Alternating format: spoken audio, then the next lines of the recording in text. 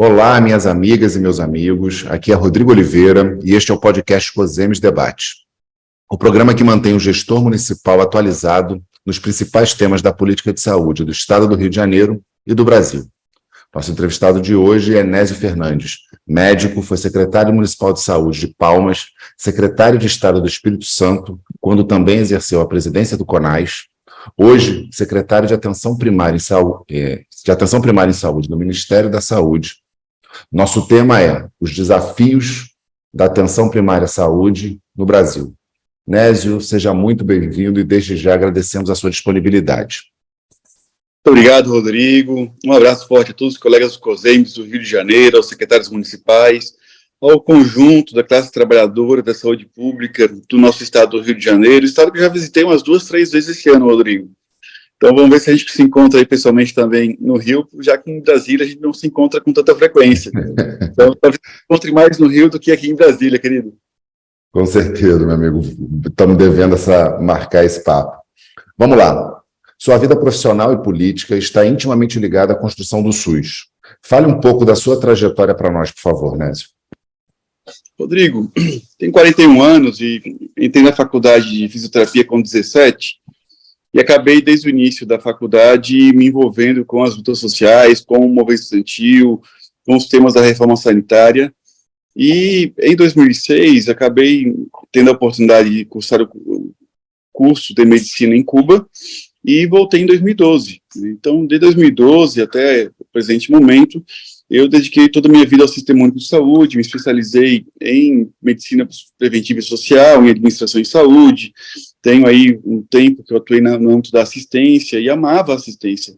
O vínculo com a população, com o bairro, com a comunidade, foi um vínculo muito qualificado que eu tive de experiência quando exerci a profissão de médico na atenção primária em saúde, lá na região norte do município de Palmas, né? Então, atuei no município de Palmas na assistência, como diretor de Educação e Promoção à Saúde, diretor de Administração e Finanças, fui assessor de planejamento em curto espaço de tempo, fui secretário executivo, fui secretário municipal, criei e fundei a Escola de Saúde Pública de Palmas, a FESP Palmas. Eu lembro que quando eu cheguei em Palmas, dia 6 de janeiro de 2013, nós tínhamos somente um residente no município. Quando eu saí em 2018 do município, nós tínhamos mais de 248 vagas de residência em programas municipais. Nós tínhamos 24 milhões de reais de bolsa de estudo e pesquisa para programas de educação pelo trabalho e para extensão no âmbito do SUS. Foi uma experiência muito bonita, Rodrigo. Naquela época, na gestão municipal, nós levamos Palmas a ser uma capital do país com 100% de cobertura de estratégia de toda a família. Nós não tínhamos nenhum outro modelo de atenção primária. Nós conseguimos enterrar os anos 90, porque acabamos com todas as equipes de PACS, ou equipes alternativas que existiam na época, e uma capital com 87% de cobertura de saúde bucal. Nós, naquela época, também tínhamos 100% das equipes de saúde da família cobertas por NASFs, inclusive com especialidades que nem compunham os NASFs participando da referência territorializada. Dividimos o município em 8 territórios de saúde, todos eles cobertos com 15 equipes. Nós tínhamos equipe do NASF que era assim, equipe CRAU Canela A e B, porque naquela época os nossos NASFs tinham 500 horas de profissionais já, tinham muito mais carga horária do que era previsto na portaria, e foi uma experiência muito bonita. Bonita porque era um sistema de saúde gerido 100% estatal, sem nenhuma terceirização, SAMU estatal, 2 UPAs estatais, com vínculos estatutários, e com serviços de saúde que passaram a ser utilizados pela classe média. Então, aquela experiência foi uma experiência muito virtuosa, e que preencheu convicções no âmbito da gestão do SUS muito fortes em mim. Quando eu fui para o Espírito Santo, a convite do governador Renato Casagrande, durante os 4 anos da gestão dele, exercer a função de secretário de Estado, já existia uma encomenda do Casagrande de reorientar o modelo de atenção do Espírito Santo para um modelo centrado na promoção, na prevenção, no cuidado integral, no cuidado longitudinal, e com o desafio de expandir a atenção primária em saúde. Então, o Espírito Santo tinha a 4ª pior cobertura de estratégia da família do país, e nós já estamos agora entre as 6 melhores coberturas, depois de 4 anos, num processo em que, em plena pandemia, nós expandimos mais de 400 equipes em todo o estado. Então, aí, no Espírito Santo, como secretário de Estado, pude contribuir no CONAS, criamos a Fundação de Inovação em Saúde também, para gerir os hospitais capixabas, modernizamos a legislação de OS, fizemos também, criamos o Instituto Capixaba de Ensino, Pesquisa e Inovação, com uma experiência muito interessante do SUS, porque, Rodrigo, o marco da ciência, tecnologia e inovação, da Lei Federal 19473, ela é uma das leis que regulamenta o SUS, porque ela regulamenta o artigo 200 da Constituição, e é pouco explorado. E aí, então, após 4 anos vivendo essa experiência no Espírito Santo, nós tivemos aí a grande vitória do presidente Lula, a partir de uma frente ampla, e a ministra Nízia Trindade, lá pelo dia 11, 15 de dezembro do ano passado, aí me convidou para compor a equipe dela, estar com ela aqui no Ministério da Saúde, e estou tendo a linda oportunidade de conviver aqui com esse time extraordinário de gestores que participam do CONASEMS, do CONAS, e também de todo o time que a ministra convidou, recrutou, e dos colegas que participam de todo o governo do presidente Lula. Então, um pouco da trajetória é essa, né, uma trajetória de dedicação ao sistema único de saúde. Tudo que eu tenho eu devo ao SUS, nunca atuei na rede privada, Rodrigo, e isso é algo que caracteriza 22% dos médicos do Brasil, que têm a dedicação exclusiva, vínculo exclusivo com o SUS, e isso é algo que foi uma opção ética minha, foi um valor que eu atribuí nas minhas escolhas, porque me deu muita autonomia, ascendência e autonomia em todas as mesas que eu participei, podendo decidir com muita independência os interesses coletivos no âmbito da reforma sanitária e do SUS. E em breve é isso, Rodrigo. Muito obrigado, Nésio. Vamos passar agora para debater um pouco a atenção primária no Brasil. A história do SUS é também a história de um intenso debate em torno da atenção primária em saúde e de um monumental esforço do Estado brasileiro para garantir acesso e cuidado de qualidade em todo o território nacional. A gente pode falar de vários exemplos: a criação do piso de atenção básica, a criação do programa de saúde da família e depois a sua transformação para a estratégia de saúde da família, a criação dos NASFs, a discussão, debate, aprovação, pelo menos umas 3 ou 4 políticas nacionais de atenção básica, mudanças no financiamento, para citar apenas alguns fatos marcantes. Eu queria que você fizesse um esforço de falasse um pouco para a gente da sua visão sobre essa história da atenção primária e saúde desde a criação do SUS até o momento atual. Rodrigo, o que acontece? Nos anos 90, houve no debate internacional 2 posições que polarizavam o modelo de atenção primária a ser adotado nos países em desenvolvimento. O Banco Mundial tinha uma posição clara de que a atenção primária deveria ser uma atenção primária orientada a programas. E o Brasil criou, nos anos 90, então, o programa de agente comunitário de saúde, serviços com enfermeiros, inclusive alguns tinham assistentes sociais, focados em hiperdia, em exames de rastreamento pré-natal. No entanto, ao longo da primeira década deste século, o país decidiu, desde a publicação da sua primeira PNAB, em 2006, garantir um modelo onde nós teríamos uma equipe composta por médicos, enfermeiros, técnicos de enfermagem, agentes comunitários de saúde, e que a opção por uma atenção primária de cuidado integral seria aquela escolhida pelo país, e não uma atenção primária de programas. No entanto, em 2006, nós não definimos, como fez Inglaterra, Portugal, Espanha, como fez também experiências de países do terceiro mundo, países que são exemplos de resistência, como é o caso de Cuba, a exigência de que para atuação na atenção primária você deveria ser um profissional especializado em família, em cuidados integrais. Então, nós tivemos uma atenção primária que ela se constituiu em boa parte do tempo da sua existência, num espaço de primeiro emprego de recém-formados, com um tempo de fixação muito baixo de profissionais com uma experiência generalizada do país, salvo exceções, onde algumas cidades e capitais conseguiram realizar importantes processos de fixação e concurso público de trabalhadores de todas as categorias, não somente os médicos. E chegamos ao ponto de que, na média, nos últimos 10 anos no Brasil, o tempo médio de permanência do mesmo médico na mesma equipe foi de 6 meses. No entanto, esses quase 20 anos de PNAB, eles expressaram uma experiência com muitas virtudes, uma expansão. Hoje temos 52 mil equipes de saúde da família em todo o país, deveríamos estar em 70 mil equipes, e é nossa meta chegar a 70 mil equipes. nós que precisamos reforçar, Rodrigo, dispositivos já vigentes na PENAB. Eu oscilei durante os últimos anos em opiniões que defendiam a tese de revisão da PENAB. No entanto, hoje eu entendo que já os dispositivos postos nela são suficientes para uma grande transformação da atenção primária brasileira.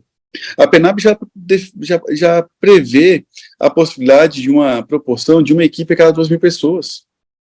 Então, eu não preciso fazer a reformulação da PENAB para induzir que os municípios brasileiros, estimular que eles tenham uma cobertura potencial que possa organizar e melhor estruturar o acesso em proporções de equipes por população mais semelhante àquilo que acontece na Europa ou em países que têm serviços de saúde pública bem estruturados com a APS forte. Então, nós temos, neste momento, a opção de repensar os mecanismos, os modelos de financiamento para poder induzir uma expansão rápida da atenção primária brasileira com foco no modelo preferencial da estratégia da saúde da família. E nós temos 3 grandes desafios na estratégia. Esses 3 grandes desafios se chamam Região Norte, São Paulo e Rio de Janeiro. Os 3 grandes territórios de pior cobertura de estratégia da saúde da família, e o Espírito Santo estava junto, tá, Rodrigo? A gente saiu dessa listinha aí, no último ciclo que nós vivemos lá com o Renato Casagrande, mas o fato concreto é o seguinte, que nos últimos 10 anos o Rio abriu em média por ano 100 equipes de saúde da família. E o Previne Brasil não piorou e nem melhorou isso. Manteve a mesma média de 100 equipes por ano na expansão no estado. O fato é que nós precisamos debater com essas 3 regiões, a região norte, o território de São Paulo, o território do Rio, um desafio. Porque se o norte, São Paulo e Rio não expandirem, o Brasil não vai expandir a sua cobertura. Eles seguram a cobertura nacional num patamar baixo.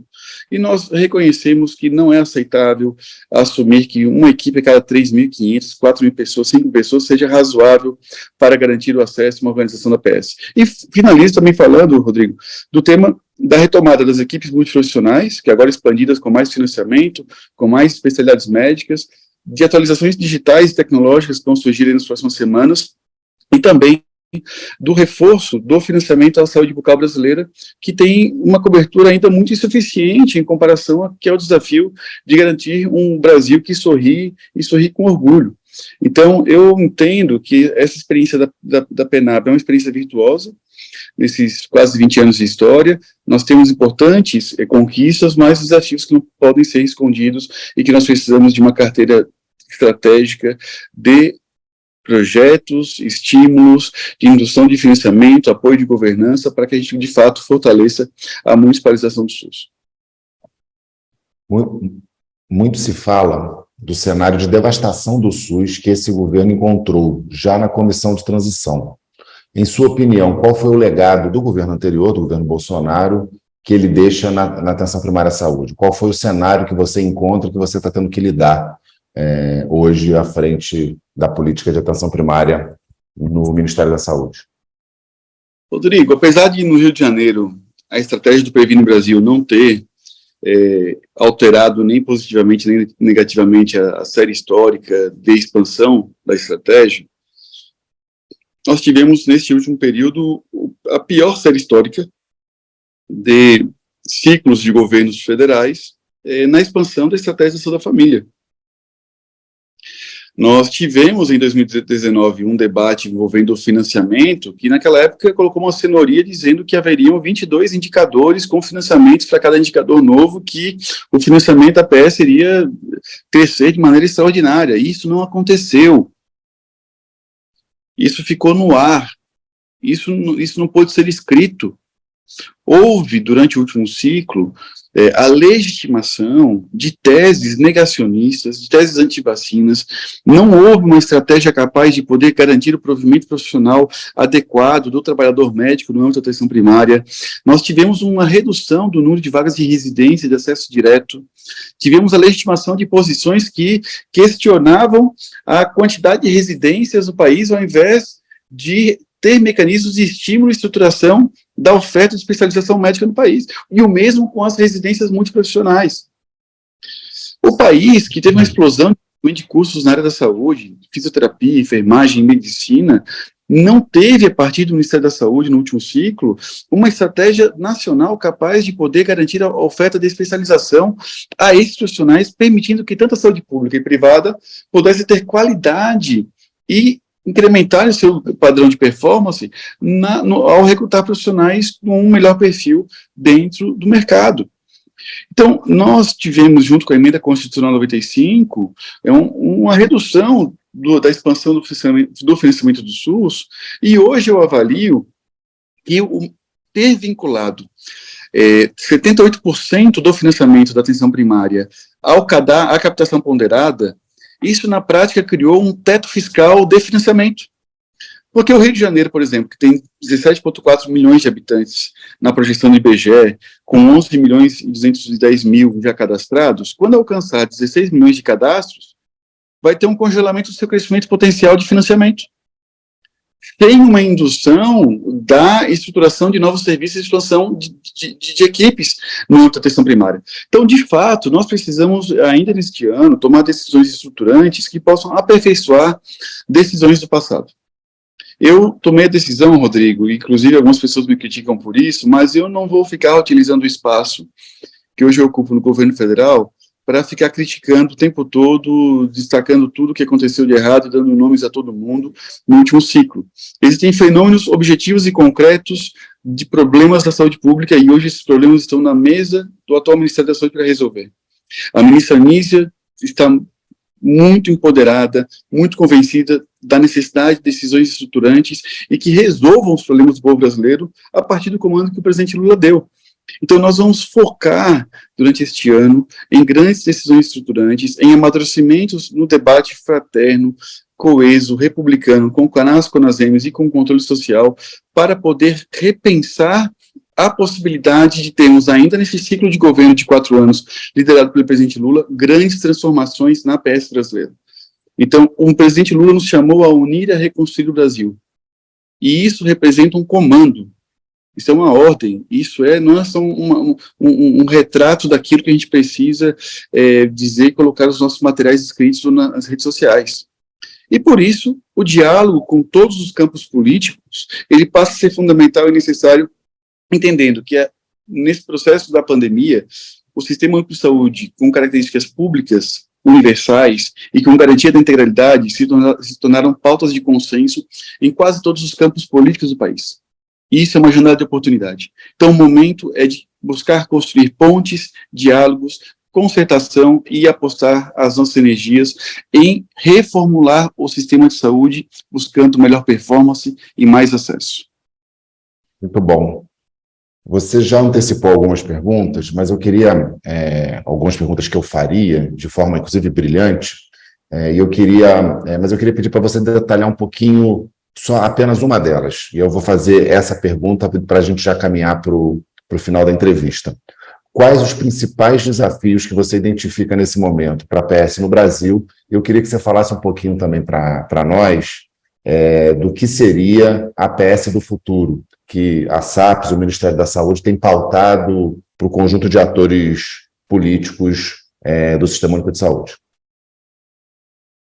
Rodrigo, nenhuma nação dividida prospera. Se o nosso Sistema Único de Saúde estiver dedicado a estimular guerras internas, debates internos, lutas de posições que destacam mais a divergência do que a capacidade de convergência e concertação, nós vamos ter num espaço que obrigatoriamente exige consenso, um espaço que obrigatoriamente exige a capacidade de entender o que dá para fazer de imediato no âmbito das decisões de conjunto do país, nós precisamos pacificar. Então, neste momento, a capacidade que o governo federal terá de dialogar com todos os COSEMES, com todas as gestões municipais, pensar soluções para um país de pequenos municípios. 68% dos municípios do Brasil têm menos de 20 mil habitantes. 2% da população brasileira vivem em 22% dos municípios brasileiros que têm menos de 5 mil habitantes, totalizando 1.253 municípios. Nós precisamos pensar em como criar mecanismos de sustentabilidade, de garantia do acesso, de territorialização do acesso ao Sistema Único de Saúde, e que não seja tudo construir grandes centros e colocar o povo brasileiro que vive em mais de 4 mil municípios rodando as estradas do Brasil atrás de referências regionais. Nós temos soluções tecnológicas neste momento que há 10, 15 anos atrás nós não tínhamos. O Estuda PS é utilizado em 77% dos municípios do Brasil. Todas as incorporações tecnológicas dessa plataforma digital pública do Ministério da Saúde, ela pode permitir que se qualifique soluções em termos de acesso avançado, com serviços de teletriagem, com garantia do acesso. A gente vai poder pensar no futuro de ter dentro do Estuda PS uma solução. Por que o Estuda PS no futuro não pode ter um plugin de videochamada? Porque ele não pode ser uma plataforma de prontuário eletrônico utilizado de maneira multimunicipal, de fato compartilhando todos os dados do paciente? Por que ele não pode ser usado em UPAs, PAs e na atenção especializada ambulatorial?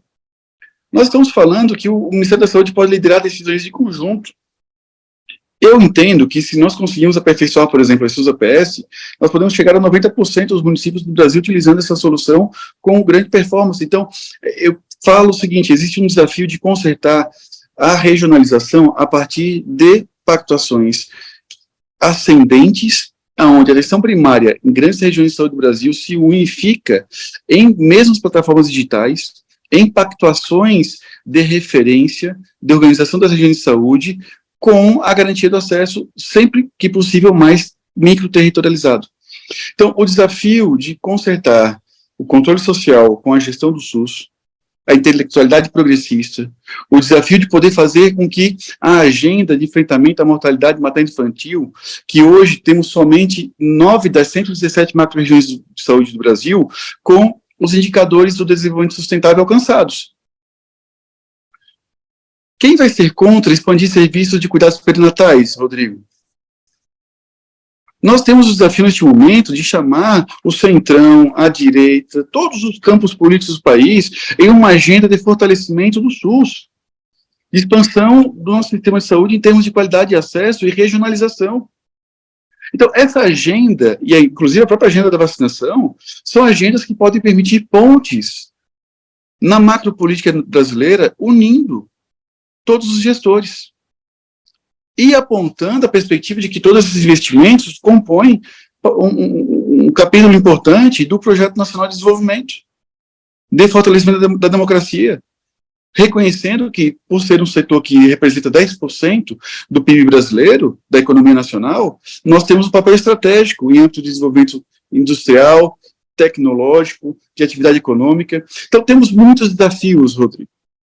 E esses desafios, eles precisam ser pensados na perspectiva não de um futuro, de uma imagem objetiva lá na frente. Por isso, nós temos dito que o conceito de APS de futuro é um conceito em construção. E nós conseguimos consolidar 4 conceitos importantes. O conceito de que a APS do futuro é aquela que materializa hoje o SUS constitucional na vida do povo. Nós precisamos ter cautela em propor revisões constitucionais do marco da saúde, revisões do marco da lei, nossa lei orgânica, porque dentro do atual marco constitucional e legal já é possível fazer grandes transformações. A APS do futuro é aquela que vai ser mais digital, livre, transparente e aberta. Rodrigo, eu vivi a experiência em Palmas de ir para unidades básicas de saúde, onde a classe média e os setores populares usavam os mesmos serviços. Por que a APS do futuro não pode ser reconhecida como aquela que é empregada e empregadora fazem pré-natal na mesma unidade, e que o profissional liberal, o trabalhador seletista, os precarizados, os excluídos, são cuidados com qualidade no mesmo serviço? Nós precisamos fazer com que a APS do futuro seja uma APS que orgulha pessoas e comunidades, que reconhece seus trabalhadores e que inspira novos profissionais. E por isso nós estamos trabalhando com a perspectiva de transformar toda a APS numa grande rede escola, para transformar profissionais especializados em gente, que se realizam em produzir cuidado socialmente dentro da saúde pública brasileira. Então, essas perspectivas e esses conceitos permeiam as convicções que hoje dirigem a ação da SAPES, do Ministério da Saúde, na perspectiva de que a gente vai poder, sim, aproveitar essa janela de oportunidade de concertação possível no âmbito do Sistema Único de Saúde. E a APS é aquele nível assistencial presente em todos os municípios. Inclusive, recompor a capacidade de financiamento da APS pode recompor a capacidade de financiamento da redistribuição do financiamento do Pacto Federativo, trazendo mais justiça na distribuição de recursos da União para os municípios brasileiros. E aí, Rodrigo, eu não tenho dúvida, eu tenho uma convicção profunda de que o acumulado até aqui nos permitem ter as expectativas de que são viáveis e possíveis a provocação, o convite, o desafio de unir o país e, especialmente no capítulo da saúde pública, ter uma experiência muito exitosa e que possa se consolidar como referência internacional. Muito bom, Nésio, muito bom mesmo. Para finalizar, qual recado você gostaria de deixar às gestoras e gestores municipais de saúde? Rodrigo, eu sempre tenho tido aí a gentileza com os colegas secretários de sempre estimulá-los à ousadia, sabe? Porque se você não quer responder nada, não faça nada. Se você não quer arriscar nada, não quiser enfrentar nada, infelizmente o tempo vai passar e você talvez não cresça, não se realize naquilo que poderia ser a experiência de viver a gestão numa perspectiva emancipatória, transformadora, ousada. Eu recomendo sempre aos gestores municipais de que eles apontem perspectivas e tomem as decisões que ninguém tomou antes deles. O Rio de Janeiro tem pouco mais de 3.000 equipes de saúde da família. O Rio de Janeiro pode chegar a 6.000 equipes de saúde da família. O financiamento federal da atenção primária não é ideal. Ele precisa ser reforçado, incrementado, simplificado nas suas lógicas de transferência para que ele possa convencer facilmente prefeitos, secretários de administração, de fazenda municipais, especialmente ser um mecanismo de financiamento que facilite ao gestor local a argumentação de como pode ser sustentável expandir e ter plena cobertura de APS. No entanto, hoje o financiamento da APS, ele pode permitir em grandes realidades da gestão municipal brasileira uma perspectiva de relativa sustentabilidade, desde que o gestor local ouse em lutar por todos os mecanismos de financiamento possíveis e disponíveis na APS. E a gente precisa ter isso por parte do gestor local. Se a pressão por expansão da atenção primária brasileira passa a congelar, nós, no próprio governo federal, passamos a ter menos argumento da necessidade de expandir o financiamento. Então, o meu conselho, o meu pedido aos gestores locais, decidam expandir o SUS, ainda dá tempo, porque ano que vem vocês vão ser avaliados nas urnas. Decisões que se tomem agora, no mês de junho, julho e agosto, ainda terão tempo de poder serem vividas e expressadas no próximo ano, onde cada um será avaliado. Então, contem com o Ministério da Saúde, contem com a SAPS, contem com o governo do presidente Lula, contem com a liderança republicana, doce, suave e gentil da ministra Nízia, porque nós queremos fazer uma grande transformação no sistema único de saúde e vocês fazem parte disso. Um forte abraço, venceremos. Muito obrigado, Nésio. E esse foi o nosso COSEMES Debate. Quero agradecer a atenção de todas e todos. Forte abraço e até logo. O COSEMES Debate é uma realização do Conselho de Secretarias Municipais de Saúde do Estado do Rio de Janeiro, COSEMES RJ. Apresentação e roteiro, Rodrigo Oliveira. Apoio e edição, equipe de comunicação do COSEMES.